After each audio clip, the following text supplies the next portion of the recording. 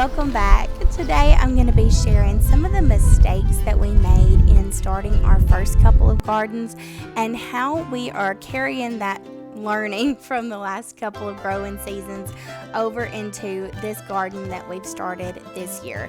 So you can see the plot behind me there by the tractor where we now have our chickens. That was where we had our garden last year. And it was so comical because I thought I was going to have me a big potato harvest and I was going to store potatoes all winter. Well, I barely had enough potatoes to make a hash, and I grew just enough tomatoes to can a few and to have some fresh for the summer. And our dirt was just really rocky and not great, and it was kind of hard to get over there and water it, so we decided to move our garden plot this year. And we also decided to do some raised beds. So Kane just started by digging out the ground area with the tractor and making it level. And then we went to the Home Depot and got some lumber. Now, he can give you all the details on this. If you're interested, I can ask him. But we just got some boards and kind of screwed those together to make a rectangle shape. And then we used some pickable in the corner and kind of mount those onto. You can see my awesome power tool skills happening here. It was not great. He came to my rescue and helped me out here in just a minute. But these were really fun to build. And Kane was really patient with me while we were trying to get these put together. We thought that the raised beds would really help with the issue of the rocky soil. Our house, when we bought it, was a not quite finished new build. So a lot of the land had been cleared for the building of the house and just kind of stripped away a lot of the topsoil that was originally here. And we've had topsoil put onto the front yard, but we've not done the back. And then we tried to do the garden back there in the back, and there just wasn't a really good soil back there. So we're hoping that the raised beds is going to really help with having enough soil, having good soil that our plants can really reach down into and root, and we can have a little bit more bang for our buck, a little bit more reward for our efforts this year. We also wanted the raised beds to be close to the kitchen. That way I can just come straight off of our deck there on the back of the house and go right into the garden without having to walk so far back. I know it doesn't seem like a long way, it's just a few extra steps, but I've found in organizing my home and organizing the yard, anything that we've been doing, as far as family life, it helps me so much to have easy access to the things that I need to do daily, like the dishes, like the laundry.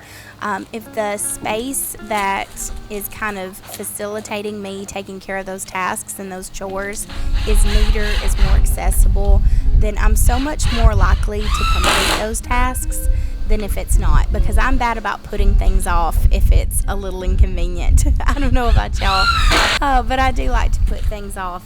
So having these close to the house kind of removes that excuse for me, and it makes it really easy to go out and do this while the kids are playing. He's also making things a little extra easy on me by adding a little surface at the top of the raised bed for me to sit down on. That way, when it comes time to pull weeds or harvest tomatoes or whatever it is, I can just kind of sit down on that little ledge and reach into the bed and do what I need to do. And it has already been so helpful and so handy. We had some major challenges when it came to moving this. You can see I had to ask him to stop and take a break and stretch and be dramatic for a minute because these were extremely heavy. We used some untreated pine, I believe. That may be wrong. I'll ask him when he gets home. But I believe this is untreated pine, and it is very heavy. Getting it from point A to point B was tough, but it definitely counted as my workout that day. Then we went and got some plants from our local Rural King. Well, I say local, it's like 45 minutes away, but that's the closest one to us. And then I just kind of laid those out. You can see I let them get a little wilty before I got them planted. Everything is procrastination with us. That's the challenge of gardening. We think we're going to get to it, and then we end up putting it off until just before we're about to let something ruin, or I do anyway. So once we got them in the ground and got them watered, they were fine. Don't worry, the plants lived. But I laid them all out and kind of decided where they were going to go. I wanted to have one bed specifically for tomatoes. That way I could grow basil and marigolds in there with it, because I've heard that that's really good for helping tomatoes grow. I don't know. I'm trying some new stuff this year, like the companion planting. We'll see how it goes. You can see I'm standing here confused trying to figure out where I'm going to put everything. I tend to overthink it. But I wanted to be more intentional this year with the choices I made about where the garden goes and what's planted next to what. That way our yields would be higher and we would be able to store up more of this food over the winter time and enjoy that fresh garden taste for longer.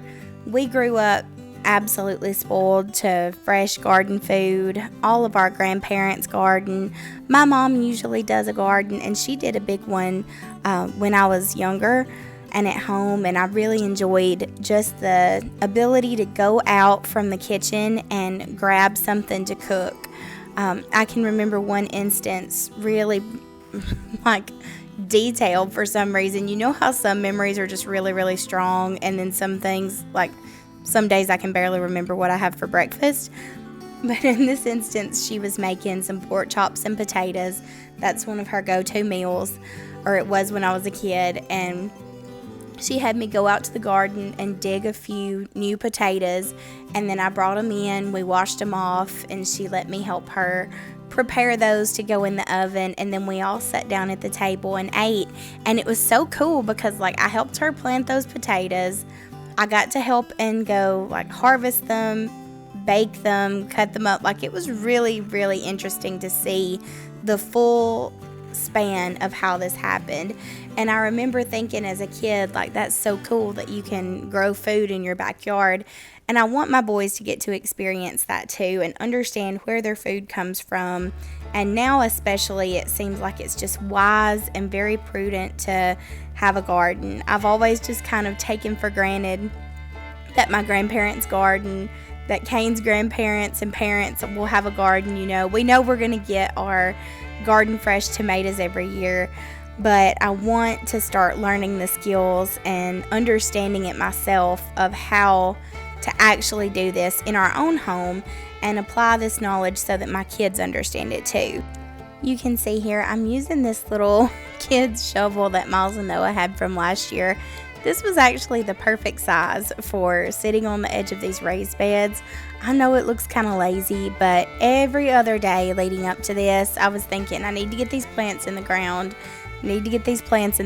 But it was raining, and this was the first day that it hadn't rained, and it felt like 100 degrees. I don't know if it was. I'm sure it was much less hot than that, but it felt very warm outside. So I was just trying to conserve energy and get these plants planted while the sun was shining before it started raining again.